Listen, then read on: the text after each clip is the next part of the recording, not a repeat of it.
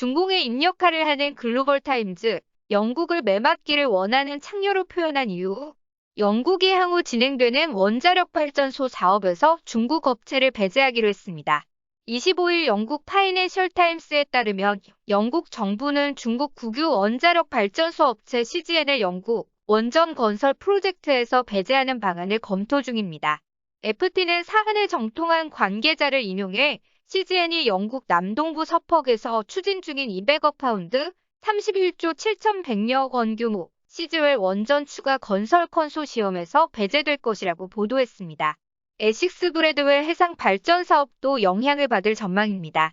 CGN은 2016년 중국이 자체 개발한 원자로를 이용한 원전 건설 방안에 합의해 프로젝트를 진행 중이었습니다. 영국 정부는 중국의 인권 탄압 등을 문제 삼으며 이같이 결정한 것으로 파악됩니다. 영중 관계는 중국 정부의 홍콩 탄압과 신장 위구르 소수민주 학대 등을 계기로 최근 몇 년 사이 냉각됐으며 코로나19가 중국 우한에서 처음 보고되면서 사태는 악화됐습니다. 영국은 앞서 중국 통신장비업체 화웨이에 대해 영국 5세대 네트워크 사업 진출을 금지한 바 있으며 도미닉 람 영국 외무장관은 지난해 중국과 더는 예전처럼 함께 일할 수 없다며 공개 비판에 나섰습니다.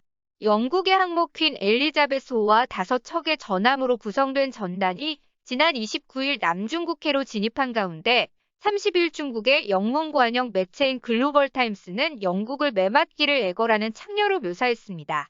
퀸 엘리자베스호가 이끄는 영국 함대는 남중국해를 통과해 도쿄로 향합니다. 남중국해는 매년 5조 달러 약 5,760조 원 규모의 무역량이 오가는 바다입니다.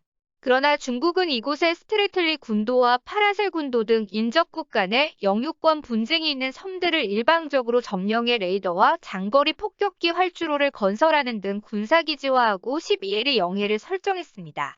결과적으로 350만 제곱키로에 달하는 남중국해의 대부분을 자국 영해로 편입한 것입니다. 글로벌타임스는 사설에서 미국 전함들이 남중국해 중국 섬들의 12L의 영해를 되풀이해 침범해도 중국은 최대한 자제해왔지만 그러한 도발을 계속 인내하지는 않을 것이며 이 같은 자제는 미동맹국들이 워싱턴의 위험한 행동을 흉내낼 수 있다는 뜻은 아니다고 경고했습니다. 이 매체는 정확히 말하자면 만약 영국이 남중국해에서 중국을 협박하는 역할을 하고 싶다면 창녀가 되겠다는 것이고 그런 구체적인 행동을 한다면 매받기를 애걸하는 것이라고 권고했습니다.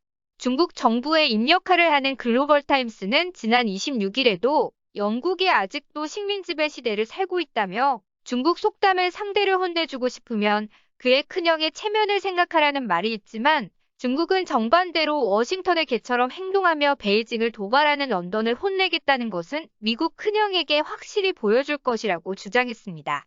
벤 월러스 영국 국방장관은 지난 20일에도 중국은 공해에서 우리를 겁저 쫓아낼 수 없으며 영국은 이 지역에서 항해의 자유를 확실하게 할 의무가 있다고 말했습니다.